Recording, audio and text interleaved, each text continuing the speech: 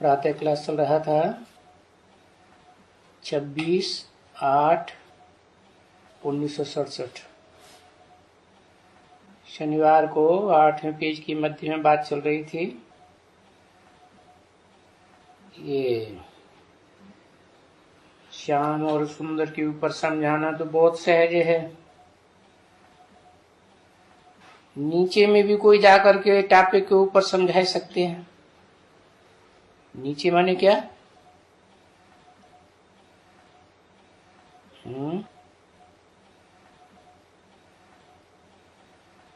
नीचे तो हुआ सूर्यवंशी, जिन्हें विष्णुवंशी कहें। उसके बाद हुआ देवता कुल, फिर उससे नीचे हुआ दैत्य कुल। तो नीचे वालों को भी कोई जाके समझा सकते हैं, परंतु यहाँ तो सारे बुद्धू की बुद्धू। यहाँ कोई में ज्ञान है नहीं। यहाँ माने कहा जहाँ बाबा वाणी चला रहे हैं, वहां बाबा के सामने ऐसे कोई बच्चे कुछ भी नहीं है जो बाहर वालों को, नीचे वालों को, नीची स्टेज वालों को समझा सके। बाकी बाप तो समझाते रहते हैं, सर्विस के लिए ऐसे ऐसे सर्विस करो, कैसे समझाना चाहिए। बाप तो ऐसे ही समझाएंगे ना। बच्चों को लौकिक बाप तो ऐसे समझाते हैं ना। बच्चों को समझाते हैं कि अच्छे गुण धारण करो, बाप का नाम बाला करो, घर का नाम बाला करो, अपने कुल का नाम बाला करो। देखो, कुल भी तो होते हैं ना। अब तुमको मालूम पड़ा कि हम किस कुल के हैं? मालूम पड़ा है या नहीं मालूम पड़ा? किस कुल के हैं?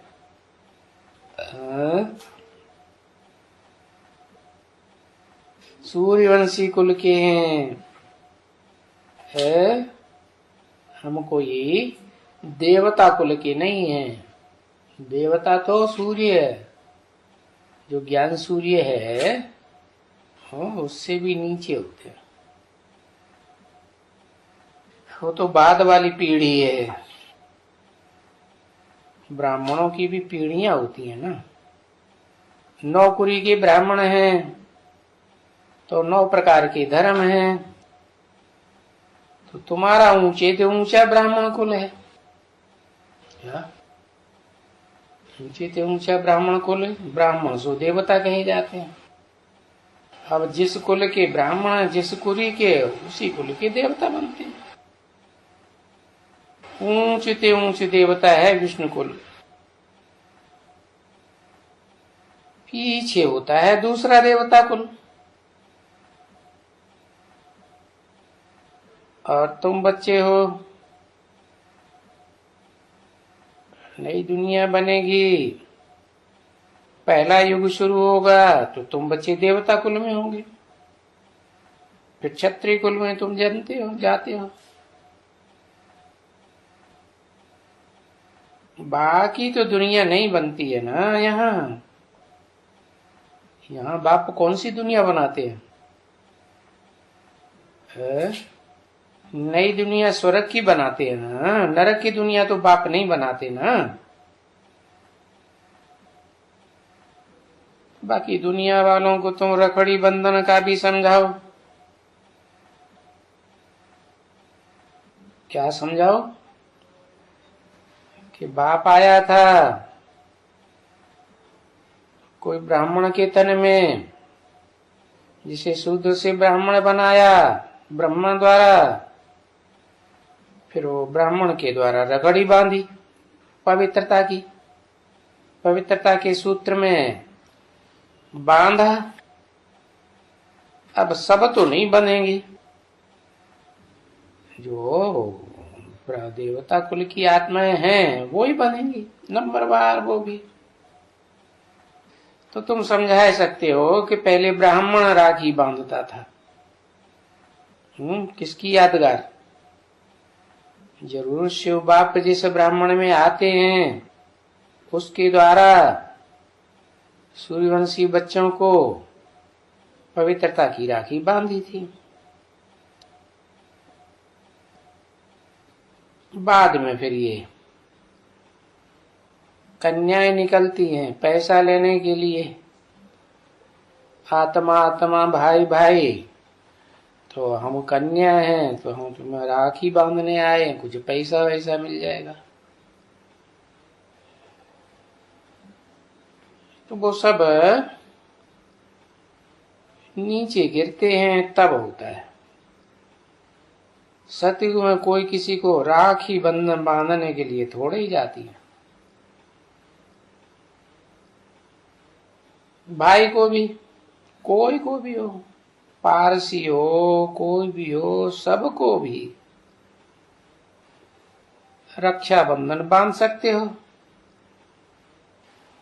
ये राखी बंधन का जो बाबा सेवा करने के लिए कहते हैं ना, वैश्याओं की भी सर्विस करो, है वैश्याओं को भी समझाओ कि पवित्र बनेंगी तो तुम मनुष्य से देवता बन जाएंगी।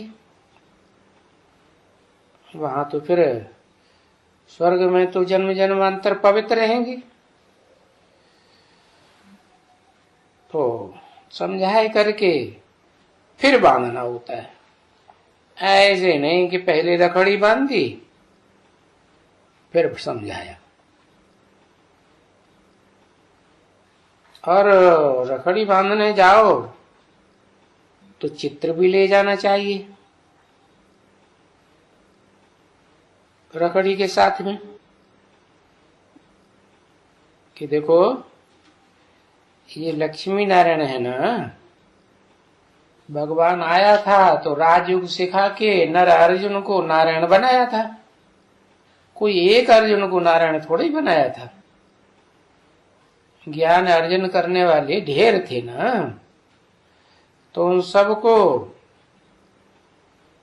पवित्रता की राखी बांधी, पवित्र बने,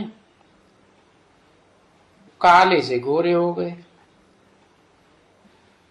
पहले काले कर्म करते थे, काला मुंह हो गया संसार के सामने। अभी बाप कहते हैं कि मैं आता हूं तो तुम सबको गोरे कर्म करना सिखाता हूं। क्या काला कर्म और सफेद कर्म होता है ना, काली बातें झूठ वूठ बोलते रहते हैं तो काली बातें हो गई। काले संकल्प भी होते हैं, अच्छे शोभावना के संकल्प भी होते हैं, गोरे संकल्प। देखो ये रखड़ी बांधने से पवित्रता की राखी की यादगार है, तुम गोरे बन जाएंगे। अभी तो तुम काली हो गई, संसार में तुम्हारा काला मुंह देखते हैं। ये तो नहीं समझते कि ये कोई गोरा बनाती हैं, देवता बनाती हैं।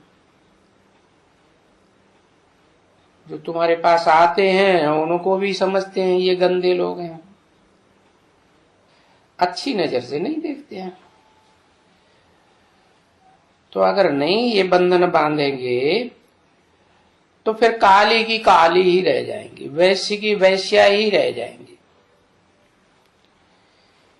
विष पीती रहेंगी, मूत पलीती बनती रहेंगी, पद मिलेगा नहीं, स्वर्ग में जा नहीं सकेंगी।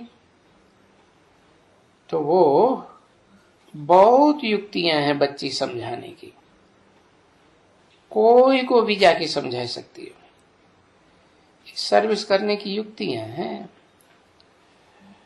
परंतु ये ऐसी सेवा करने वाला भी तो कोई हो ना, इतनी विशाल बुद्धि हो, जो गहराई से एक एक बात रखड़ी बंधन की, कृष्ण जन्माष्टमी की, रामनवमी की, दशहरा की, ये सब बातें विशाल बुद्धि से समझा सके। वही समझा सकेगा जिनको सर्विस का शौक होगा। और तो कुछ भी नहीं है। शौक होना चाहिए सेवा करने का, बस। जैसे बाप भी तो सर्विस करने आए हैं ना, है? बाप कोई झरमुई झगमुई करने थोड़े ही आए हैं, है? बाप ब्रह्मा के तन में आते हैं तो कोई को तुमने झरमुई झगमुई करते करते देखा क्या? किसी से लड़ाई झगड़ा करते देखा क्या? नहीं। सर्विस ही समझाते रहे, इतना सहज समझाते हैं, बिल्कुल ही।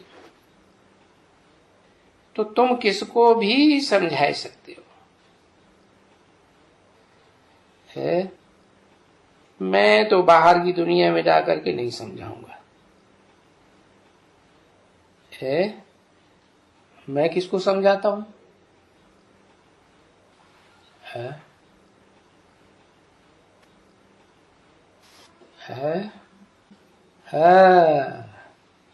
किसको समझाता हूं? ब्राह्मणों को समझाता हूं, है? शूद्रों को नहीं समझाता हूं। शूद्रों को सेवा करके बुला के लाना और ब्रह्मा का बच्चा बनाना, तब वो ब्राह्मण बने। और जब ब्राह्मण बने, पवित्र रहने की प्रतिज्ञा करें, तब फिर उनको मैं पढ़ाता हूं। तो तुम तो किसी को भी जाके समझा सकते हो क्या?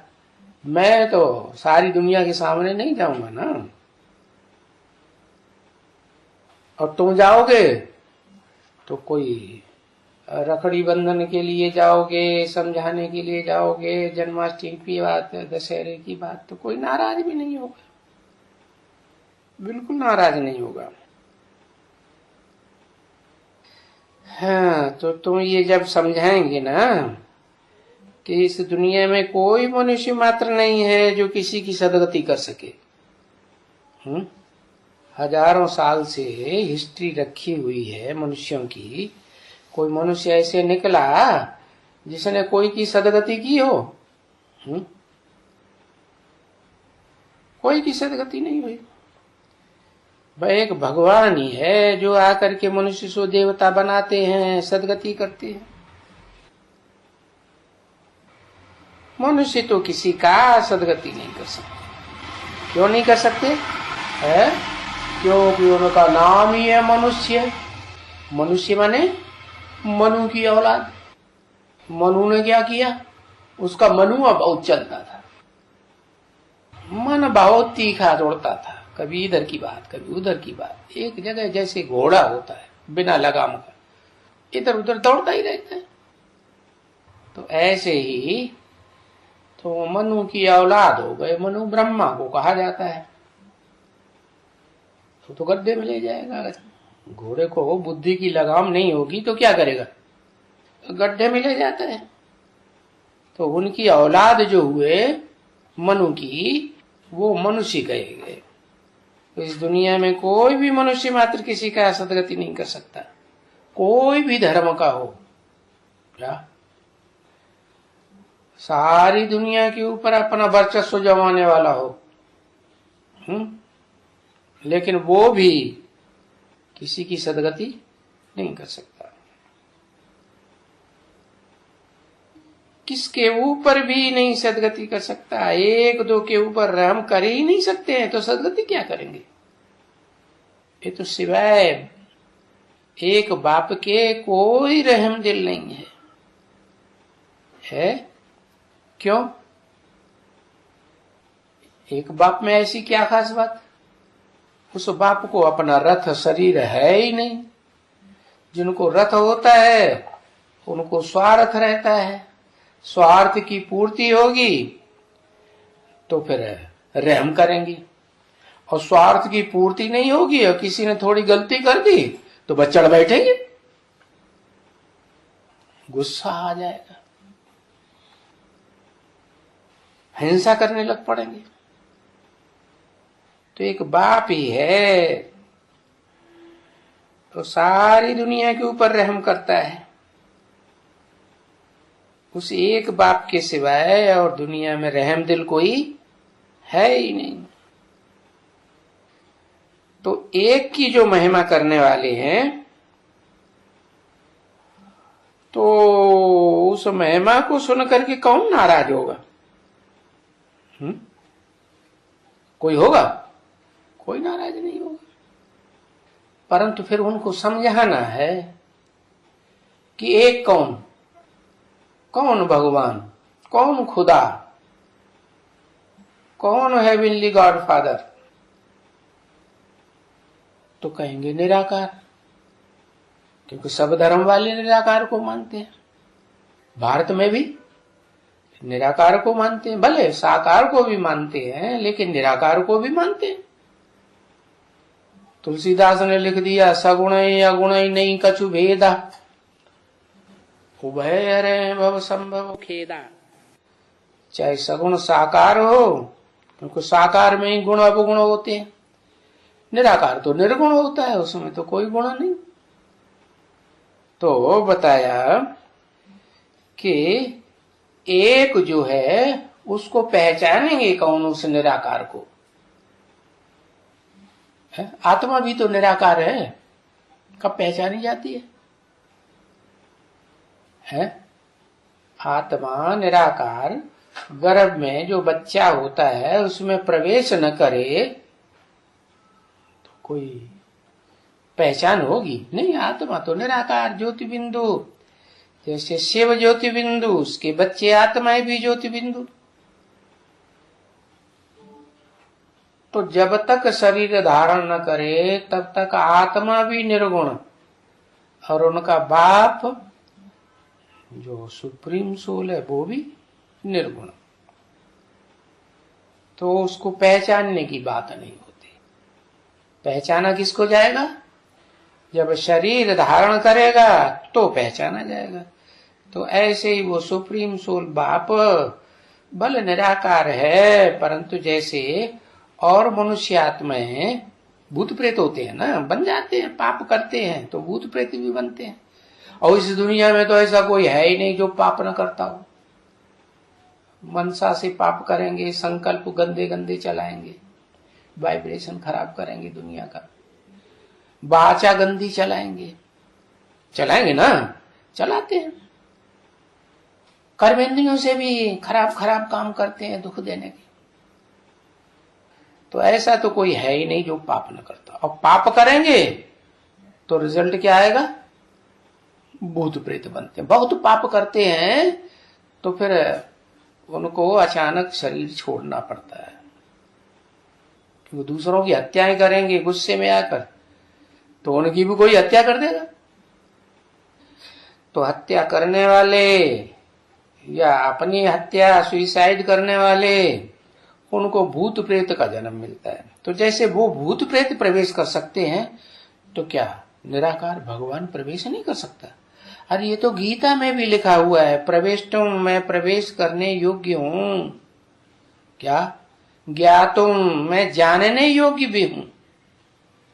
ऐसे नहीं कि भूत प्रेत कोई प्रवेश करता है तो कोई पहचान नहीं पाता। पहचान है। क्या पहचान है?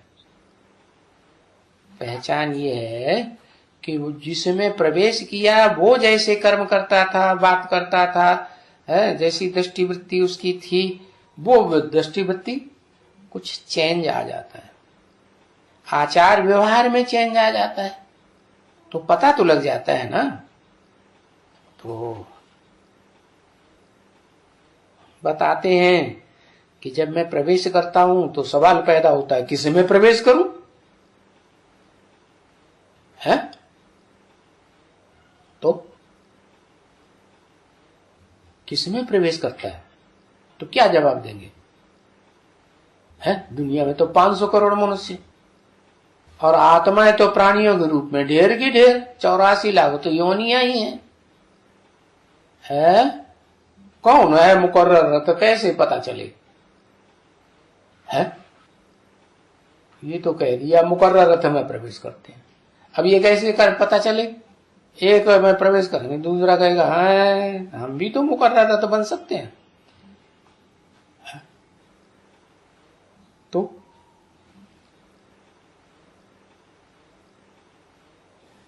है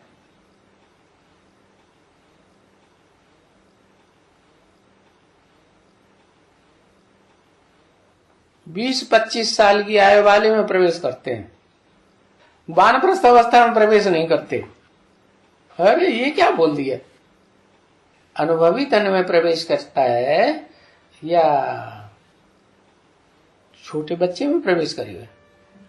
छोटे बच्चे में प्रवेश करेगा या कम अनुभवी में प्रवेश? बूढ़ा ज्यादा अनुभवी होता है कि कम उम्र वाला ज्यादा अनुभवी होता है? बुढ़ापे पे आ जाते हैं, जिंदगी देखी हुई है तो उसमें ही प्रवेश करते हैं। लेकिन ऐसे तो दुनिया में बहुत है ना, ऐसे ऐसे 60 साल के तो बहुत हैं, बूढ़े बूढ़े लोग बहुत हैं। तो उनके प्रवेश करने का वो कुछ नियम है, कानून है? कोई नियम कानून नहीं, जिसको चाहेंगे उसी में प्रवेश कर जाएगा। अरे नहीं, धर्म पिताएं आते हैं तो जितना ऊंच धर्म पिता होगा उतने ही ऊंचे रथ में प्रवेश करेगा। क्या नियम है ना, बताया ना कि जो सेकंड नारायण है सतयुग का, उसमें दुनिया का सेकंड नंबर का धर्म पिता प्रवेश करता है। थर्ड नारायण है, उसमें थर्ड नंबर का धर्म पिता प्रवेश करेगा। फोर्थ क्लास नारायण है तो फोर्थ नारायण में प्रवेश करता है। जैसे हर धर्म की डायनेस्टी चलती है ना, ऐसे ही देवताओं की भी डायनेस्टी चली है। तो ये नियम हुआ कि जो जितना ऊंचा धर्म पिता होगा उतने ऊंचते ऊंच में प्रवेश करेगा। ऊंच किसे कहते हैं? ऊंचे कर्म करे तो ऊंचा, नीच कर्म करे तो नीचा।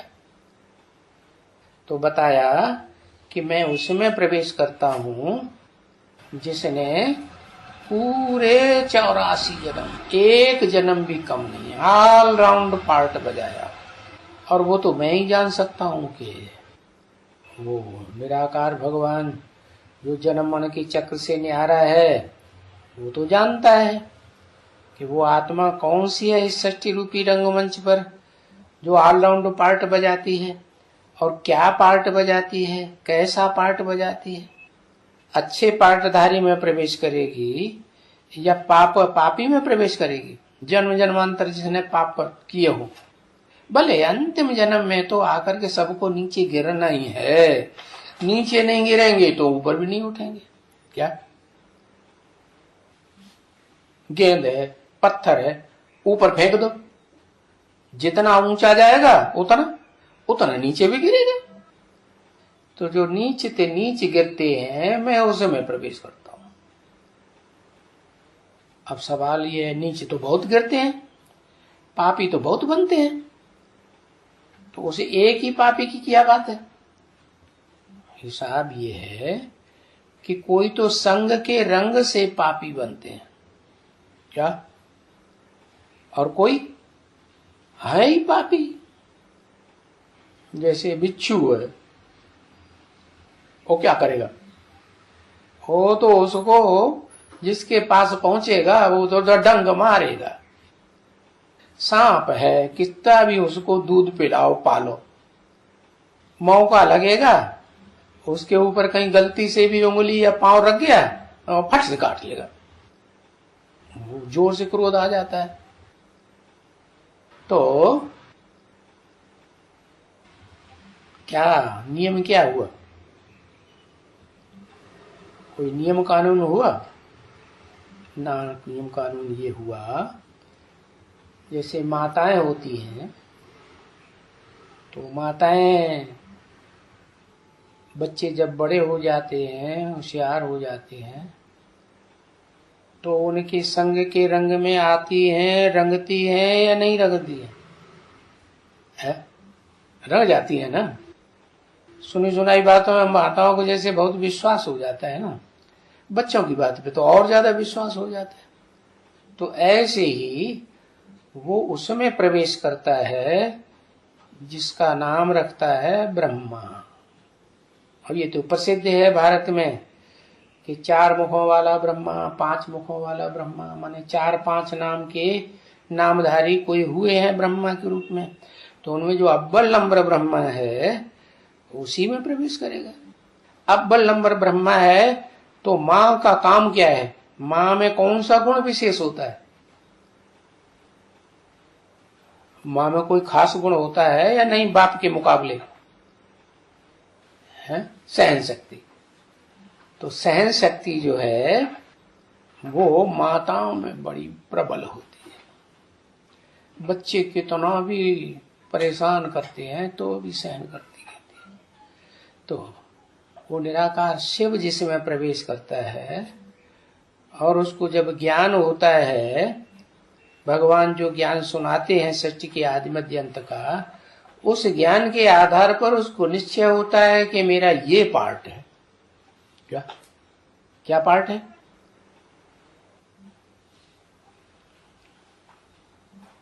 क्या पार्ट है खास?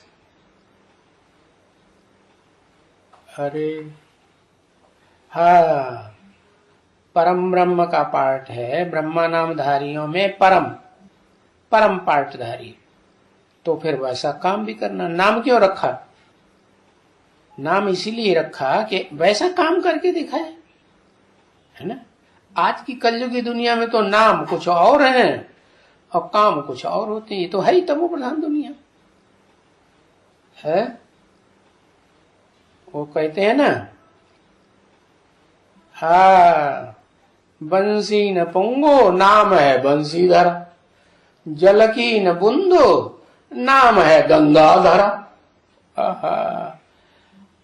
थोड़ा भी स्नेह का जल नहीं है, लेकिन नाम ऐसा रख दिया।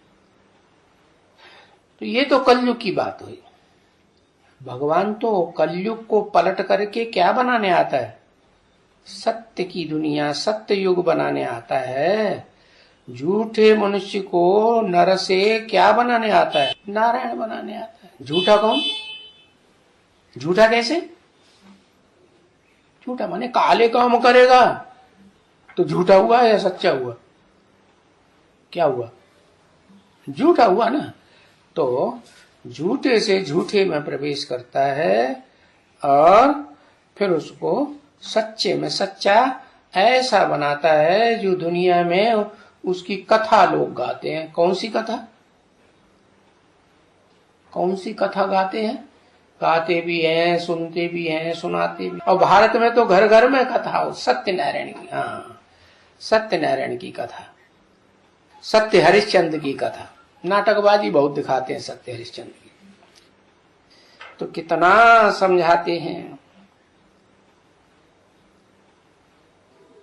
तो ये चित्र ले जाओ। कौन सा? लक्ष्मी नारायण का, सत्यनारायण का चित्र ले जाओ। समझाओ कि बाप आकर के ऐसा नर से नारायण बनाते।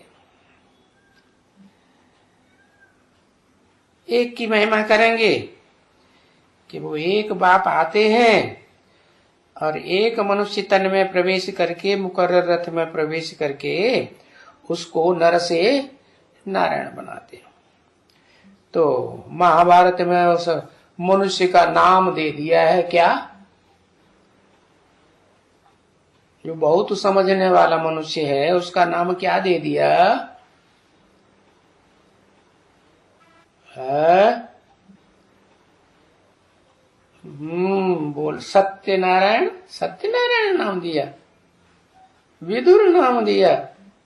अरे विदु माने तो है जानकार, जाना तो उसने, लेकिन भगवान ने जिसको समझाया, जैसे बाप तुम बच्चों को कहते हैं कि मैं तो तुम बच्चों को समझाता हूं, ये तो बीच में सुन लेता है। क्यों भाई, इसको क्यों नहीं समझाता हूं? क्योंकि ये तो बच्चा बुद्धि। अर्जुन को समझाता हूं। अर्जुन अर्थात जिसने ज्ञान का बहुत अर्जन किया, बहुत ज्ञान की कमाई की हो, ज्ञान धन की, तो जो अव्वल नंबर होता है उसका नाम गाया जाता है। तो बताया कि ये अर्जुन है जो नर से क्या बनता है? अव्वल नंबर नारायण बनता है।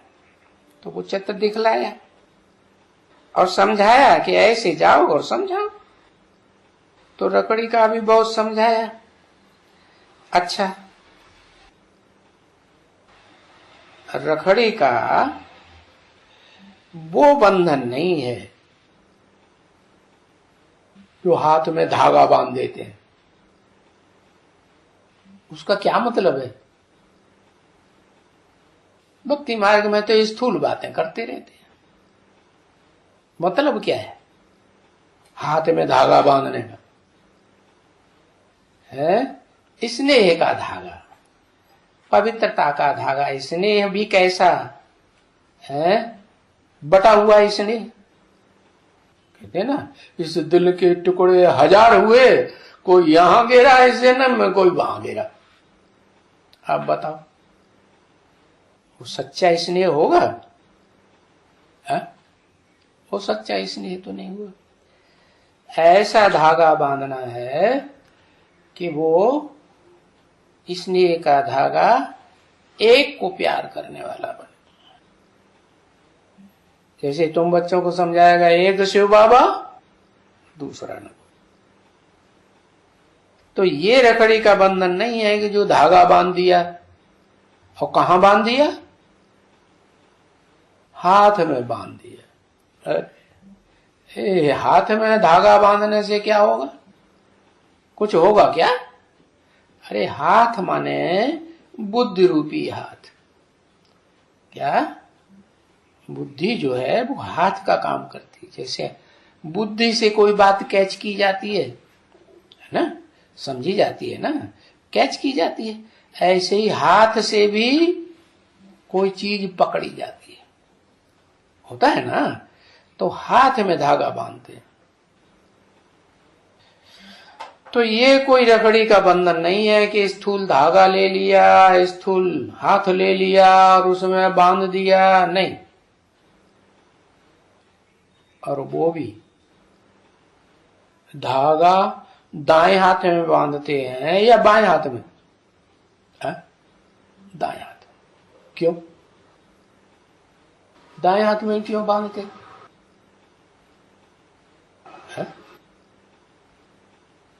क्योंकि अच्छे काम करने वाला दायां हाथ होता है। तो क्या इस हाथ की बात है? नहीं। ये तो ये मनुष्य हैं, उनमें अपने अपने तरह की बुद्धि है। कोई अपनी बुद्धि से अच्छे काम समझ के करता है, कोई बिना सोचे समझे ऐसे ही काम करने लग पड़ता है। तो परख के धागा बांधना चाहिए। क्या अच्छा आदमी है तो उसको धागा बांधना है, गंदा आदमी है, कीचक है तो कोई बांधने जाएगा तो वो उल्टा ही संकल्प करेगा। तो इस धागे की बात नहीं है, इस हाथ की बात नहीं है। सीधे साधे व्यक्ति की बात है, परख करके बांधने की बात है। तो भी बंधन तो है ना राखी का, वो जा करके बांध तो सकते हैं ना। चलो जाओ, तुम रखड़ी बंधन में बांधने के लिए जाओ। अरे भाई अभी तो रखड़ी बंधन नहीं है, अभी जाने की बात नहीं। 26/8/1967 की वाणी का 9वां पेज। अरे रखड़ी बंधन का अर्थ समझना ना, क्योंकि रखड़ी कोई रोज थोड़ा ही बांधी जाती है। रोज बांधते हैं? क्यों रोज क्यों नहीं बांध सकते? अच्छा काम तो कभी भी करो, समझाओ जाके रोज रखड़ी बांधो। रोज क्यों नहीं बांधते? कारण क्या है? हाँ? अरे डम। अरे भाई रखड़ी बरसात के दिनों में बांधी जाती है, खास जब ज्ञान जल की रिमझिम लगी रहती है। ज्ञान बरसात होती रहती है ना। कौन से महीने में? सावन के महीने में। तो रोज नहीं बांधने हैं।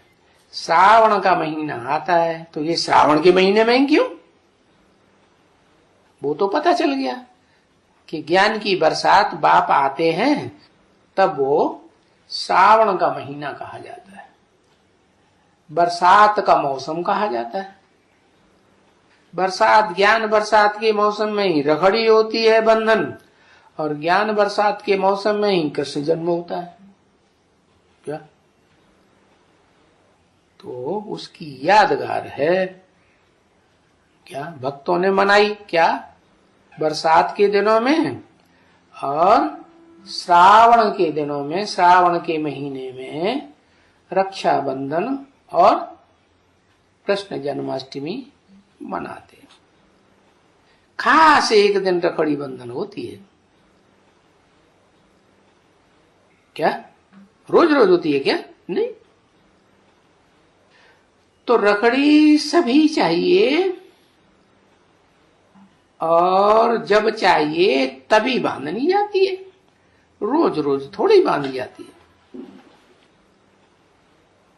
क्या साल भर कोई रखड़ी बंधन बांधता है क्या?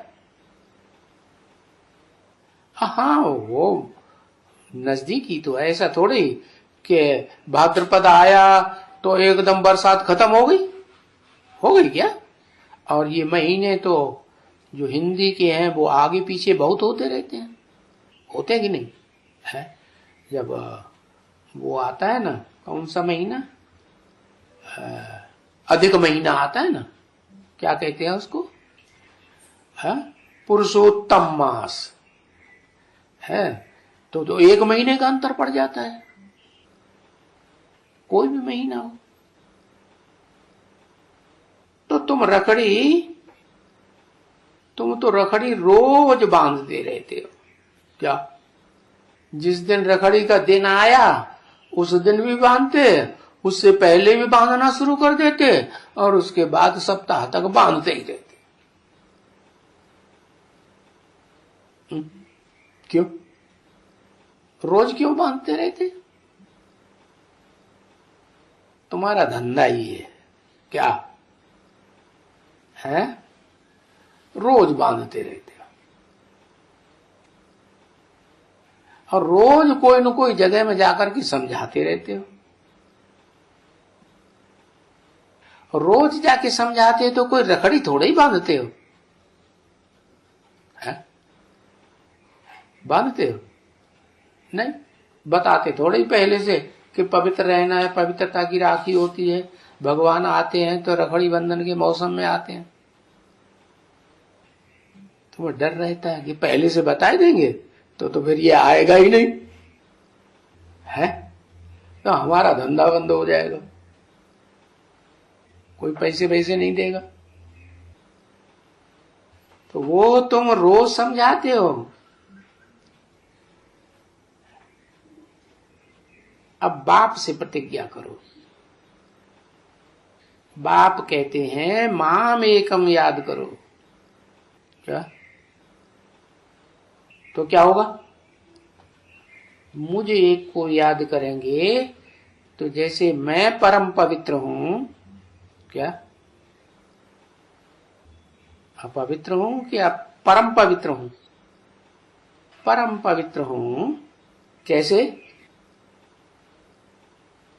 धर्म पिताएं तो संग के रंग में आते हैं तो सब नीचे गिर जाते हैं, और मैं तो इस सृष्टि पर आता हूं तो इतने बच्चों के संग के रंग में आता हूं, हजारों बच्चों के संग के रंग में, लेकिन मैं क्या नीचे गिरता हूं, अपवित्र बन जाता हूं?